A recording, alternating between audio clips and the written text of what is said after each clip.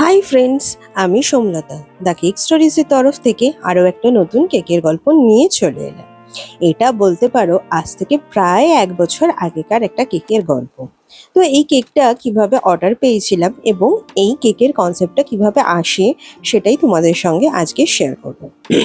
এই কেকটা অর্ডার দিয়েছিল আমারই এক বন্ধুর মাসির মেয়ে, তার মায়ের জন্য অর্ডার করেছিল।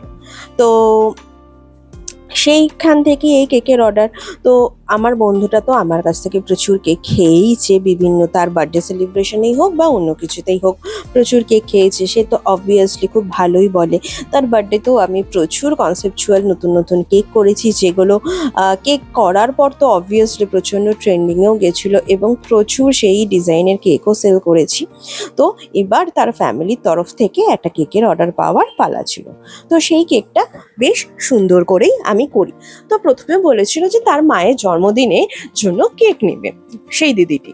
তো সেই জন্যই বিভিন্ন রকম ডিজাইন আমরা চুজ করছিলাম, বিভিন্ন জায়গায় দেখছিলাম যে কিরকম করা যেতে পারে ইউনিক ডিজাইন। তো সেই ক্ষেত্রেই তখন ডিসাইড হলো যে একটা খুব সিম্পল সুইট কেকের মধ্যে করা। তো সেটা তোমরা আস্তে আস্তেই দেখতে পাবে। তো সেইখান থেকে সেই কনসেপ্টটা করা হয় এবং সেই কনসেপ্টটা করার পরও কিন্তু সেই থিমটাও কিন্তু ভাইরাল হয়।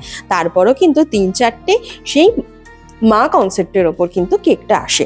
এটা কিন্তু খুব সুন্দর মিষ্টি সুন্দর একটা সোবার কেক। কেকটা তোমরা দেখতেই পাচ্ছ যে পুরো হোয়াইটের ওপরে কিন্তু তৈরি করেছি। এরপর এই পুরো ওপরে ফিনিশিংটা দেওয়ার পর ওপরে একটা পিচ কালারের ক্রিম শুধু ওপরটাতেই দিয়েছি।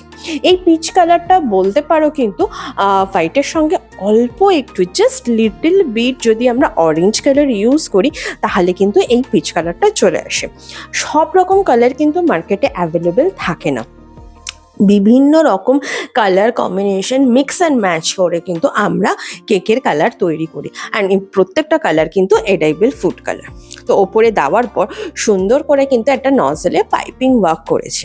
এই ওয়ার্কটা কিন্তু খুব সুন্দর এবং খুব মিষ্টি, সবসময় করা হয় না, অর্ডার আসলেই তবেই এই কালারগুলো করা হয়। আর ওপরে একটা খুব সুন্দর রোজেট নজেল দিয়ে কিন্তু সুন্দর ডিপ অরেঞ্জ আর এই লাইট কালারটা পিচ কালারটার ওপরেই কম্বিনেশনে ফুল করা হয়েছে এবং ফুলের ডান্ডিও করা হয়েছে।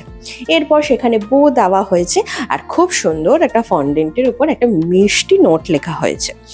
যেহেতু আমার বলতে পারো স্টিল নাও কেকের ওপরে ডাইরেক্ট লিখতে একটু ভয়ই লাগে, বিকজ ভুল হয়ে গেলে সেটা সংশোধন করার জায়গা থাকে না, তাই কিন্তু আমি প্রেফার করি ফন্ডেন্টের ওপরই করার।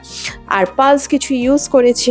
কেমন হয়েছে তোমরা কিন্তু অবশ্যই কমেন্ট করে জানিও।